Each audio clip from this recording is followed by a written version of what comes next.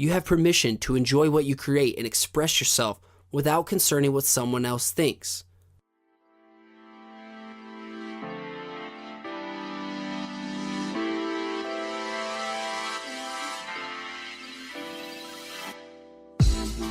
What's going on? You're listening to episode 8 of the Perspective Podcast, and I'm your host, Scotty.D.Russell of Perspective Collective. The more I keep doing this, the more I'm going to narrow down exactly what the show is truly about, because it's always evolving and I'm always growing. Currently, it's about helping you confidently pursue your creativity from a personal development and business perspective. I want to help you have a thriving creative career, but I want you to understand you're a human first. You and I are both a continuous work in progress, and working on ourselves will help us shine in our work. Everything is about the process, and it's not always about the outcome, as there is always room for more growth. Personal development from a creative standpoint is a self-journey, yet often you get caught up in creating for others' affirmations. Instead of creating something that resonates with you, you're catering to what other people want to see. This is what the topic of the show is about today, and it's about retiring from the people-pleasing business. And this can apply to your work as well as just life in general. And in this show, I'm going to give you 3 major benefits you'll experience once you retire from this business. So first off, do you find yourself doing whatever you can to have people like you in everything you create? Well, this, my friend, is called being in the people-pleasing business. I only ask because this used to be me. I could camouflage myself into any situation. I would say the things I thought you wanted to hear so you would accept me. You could say I had great people skills, as this tactic worked in high school, throughout college, and then outside of college. I'm sure it stemmed from growing up and getting picked on really bad and not fitting in. Like I was kind of a nerd growing up. I had a Blookah, I had braces, I had glasses, and I wasn't always the smoothest talker. But being picked on gave me this desire to be so popular, and it made me feel like I needed to please everyone. And it took me nearly 27 years to fully accept who I am now and how I can't be liked by everyone. Along with this, I've also realized that it's impossible for everyone to like my style of work and delivery. The old me would have done everything in my authority to change your mind, but the new me accepts it. If you were like me and still find yourself tailoring your personality and work towards pleasing individuals, then this episode is for you. So here are 3 benefits you'll experience when you stop being employed in the people-pleasing business. So the first benefit is the pressure is off. It's such a freeing feeling knowing that you don't have to please everyone. It takes all the pressure off from performing every time you get in a group of people. As a creator, you and I have creative entitlement.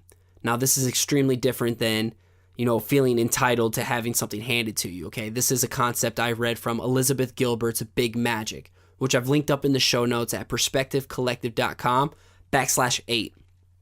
In this concept she talks about of creative entitlement is that you and I were born to create, and you are entitled to have your own vision and voice. You have permission to enjoy what you create and express yourself without concerning what someone else thinks. So when the pressure is off, it allows you to create what feels right to you and not for someone else. And this isn't meaning that, I'm not telling you not to care what other people think, because, at times it is important to care what other people think. Especially, I truly only care what people think about me if they're in the arena being vulnerable, creating and throwing themselves to the wolves to be scrutinized like me. However, if you're going to give me feedback, but yet you're on the sidelines looking in and you're not throwing yourself out there day in and day out like I am or like others are, I'm sorry, I don't care what you have to say. Your feedback is irrelevant to me. But this is different than what I'm trying to say. The pressure is off. I'm telling you that you can create from a place where you love to do what you do and it resonates with you. It does not need to be created for anyone else. But in the end, you still want to care what other people think of you if they're the right people.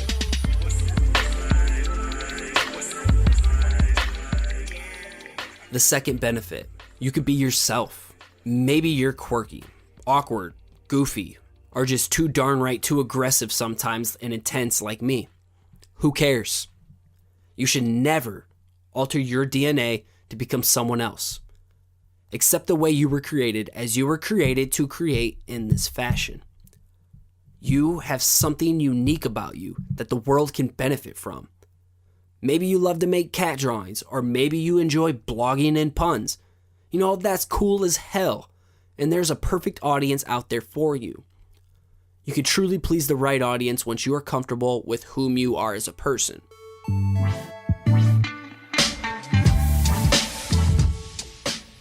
The third benefit you'll get from retiring from the people-pleasing business is that the right audience will find you. So you can't please everyone. I'm going to say this one more time. You cannot please everyone. Got it? Trying to create work that appeals to everyone means that it will resonate with no one. Embrace your unique ability and think, speak, and create from a place that is true to yourself. I promise your message will land on the right crowd over time. The main thing I've learned in my short existence as Perspective Collective is that your right message will find the right audience at the right moment. And you can accomplish this by pouring your soul into your work and making it for you. Showing the world how much passion and excitement you have for your work. And not being afraid to get vulnerable. People are attracted to those who stand for something and love the work they do. These are both extremely rare qualities. Not many people stand behind something and believe in something at the same time while loving what they do.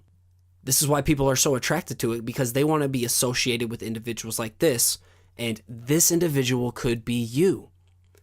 So chase the love that you have for your work, not the intention. So I want to help you retire from the people-pleasing business. I want you to desperately understand that this business isn't for you. It'll be hard to discover true happiness by camouflaging yourself into every situation. Take it from me, I've been there. I spent the majority of my life doing this, and it's not a very fulfilling life to live, just not being yourself. There's only one of you. And the only people-pleasing business you should be in is the business of pleasing yourself first. Worry about yourself. You can't make others happy if you're not happy. The right audience will follow accordingly.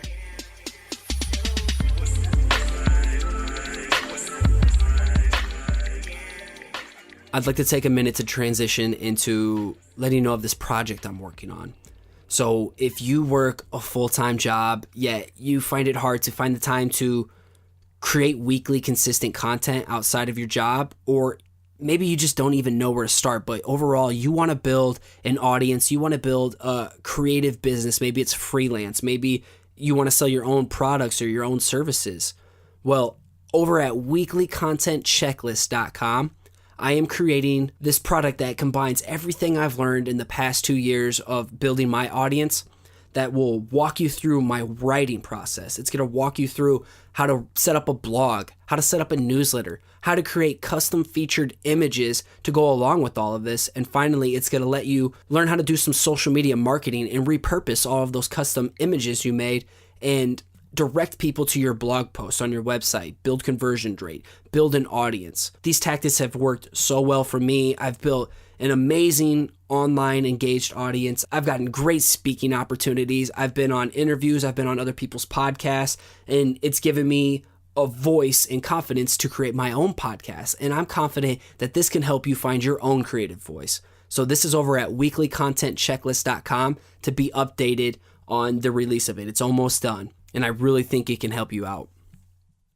I really hope you're finding some value in the show. This is just a huge passion project to me. I'm not getting paid anything right now to be vulnerable and put my voice out there and, put my neck on the line to try and help someone like you gain some confidence in pursuing your creativity. So if you are getting value from this show, the main way you can give back to me, I'm not asking for money right now. I don't have sponsors. I don't have any of that. All I ask is if this is resonating with you, go over to iTunes and leave a positive review. You may not think it makes a big difference, but it makes a huge difference. It not only helps the show get discovered, but more importantly, your review could help make an impact on someone else. And the other way that you can help the show is just by sharing it with someone you know who maybe needs this little encouraging push as well.